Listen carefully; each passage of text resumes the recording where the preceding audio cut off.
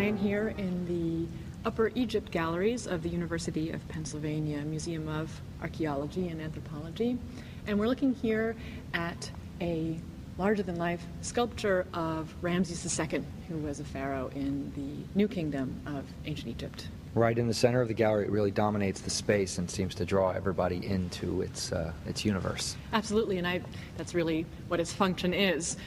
Really everything about this sculpture is about showing power, and I thought we'd talk a little bit about that today, how that works. Now, and this would be a representation of a kind that you would find in all different shapes and sizes, is that right? I don't know about shapes, but certainly sizes, from life size to larger than life size to colossal, 20 feet and more tall. So where would this one fit in a sense of scale of values? I think right around perhaps the lower end. There are other depictions of Ramses. For instance, there are colossal representations of Ramses at his large temple in Abu Simbel in Upper Egypt.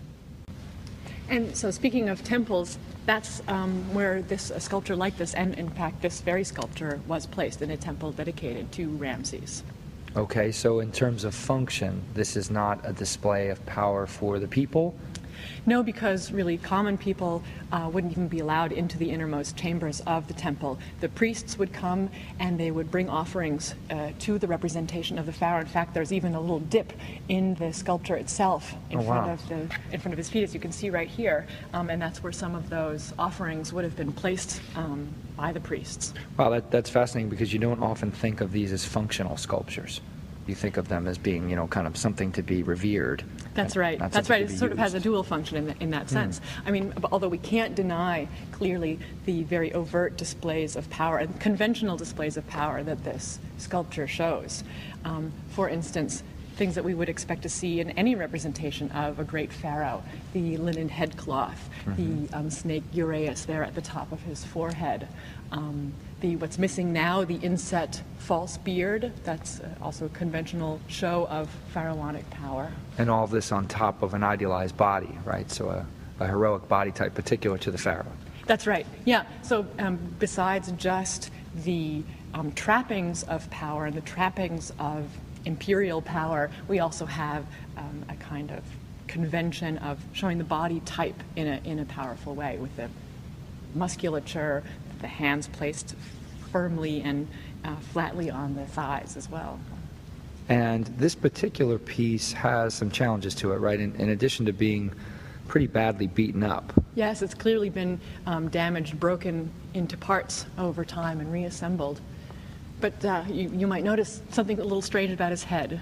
Yeah, it's a little tiny, and when you come into the gallery, you see this remarkable presence, and as you get closer to it, you can't help but feel that the head is a little bit too small. Why is his head too small? Yeah. Right.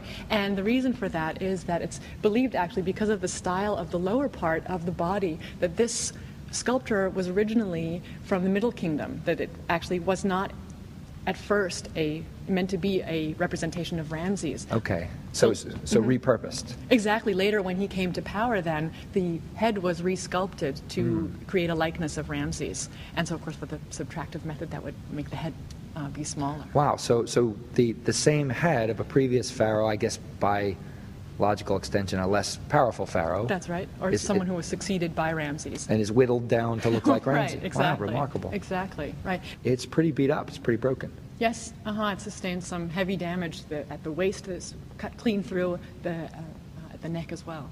So the fact that it's quartzite, I'm guessing then that's not as hard of a stone as we're used to seeing. Right, and diorite is really the preferred hard stone in ancient Egyptian sculpture. But what's actually one of the advantages, I think, of the quartzite in this case is that because it's more porous, it retains some of the original pigment.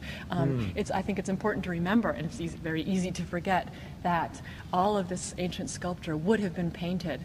Stones such as diorite, which is so hard and so dense, that paint has flaked off over the thousands of years since it was painted. But with more porous stones, you can see that it retains some of the pigment. We have a kind of reddish tone to the skin, and that's also an Egyptian convention to show the male figures with a kind of reddish skin tone. And we can also see the stripes that have been painted in the linen headcloth as well. Marvelous. I did not notice the color before you just pointed that out. Now I can kind of see the yellow and the blue, is it? Or the black and the yellow? It's probably yellow and blue. If you think about Remarkable. King Tut's Yes. cover of the coffin, it's yellow and blue, right? The gold and the lapis, I think.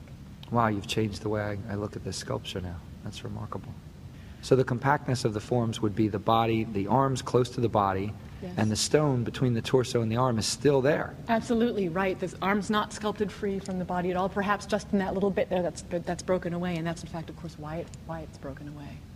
Right, so his forearms are missing, but Yes. you can see the hands resting comfortably on the lap, which would suggest no projecting parts, right? Nothing to break off. Exactly. So the body type we mentioned is a heroic body type, that which we would expect to see of a pharaoh, but is it similar or different than we're used to seeing in Greco-Roman art in terms of, say, naturalism, in terms of a natural body? I think it's really quite different, don't you? I mean, we have this very strong and muscular body type, but does it look really the way a human body looks in all of its naturalism? I think on first glances people think so. I think they do. But if we look closely, the upper arm, the way it connects to the shoulder is somewhat awkward. These very thick shins with their big muscles and this sharp ridge of the shin bone. So a body type that's particular to the pharaoh. You can imagine if we had all the pharaohs lined up, we would see a consistency in the... That's right, where really the most important thing is showing how strong and immovable and permanent the power of this pharaoh is, rather than showing the way his shins and his toes actually looked. Right, but a consistency of the way he's represented, so he's always recognized as pharaoh. That's right. So that, together with the trappings of his power, really, those things work together to show that. So the permanence that we talked about before of the stone, keeping the forms compact, would work especially in the context of the tomb, right, to keep things... Yes, absolutely, because that ties in perfectly with the Egyptian belief in the afterlife, in this kind of eternal presence or existence of the ka, or the soul of the deceased. The long now.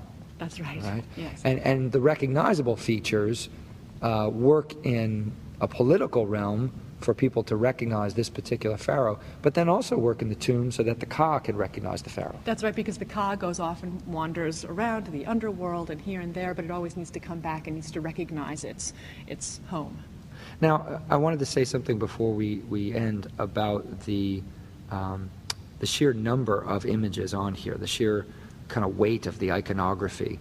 Yes, I think it's important to remember or to distinguish between the image of the pharaoh himself and these other images that we see carved around the throne.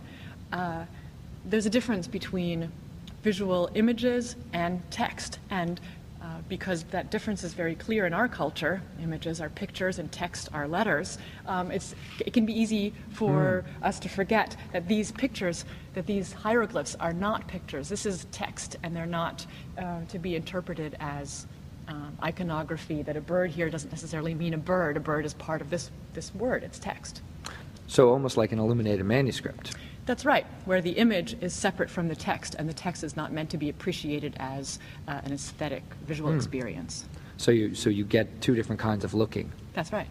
Wow, so the iconography on the image itself is still enough to keep people entertained. The bull's tail, the uraeus you mentioned, the headdress, any other symbols of unity that we would be accustomed to seeing, say, on Old Kingdom statues? Like... Yes, some things carry through. The pleated kilt, the bull's tail itself, which we haven't actually mentioned before, which here actually appears to hang between the pharaoh's legs in the front. We're meant to imagine that as though it's coming down from his back. That's also those kinds of symbols carried throughout all three major periods of Egyptian art. So an expert could come and identify this maybe rather quickly as New Kingdom, but for non-Egyptologists, there's a consistency of imagery from Old Kingdom, New Kingdom that's really quite startling. Absolutely.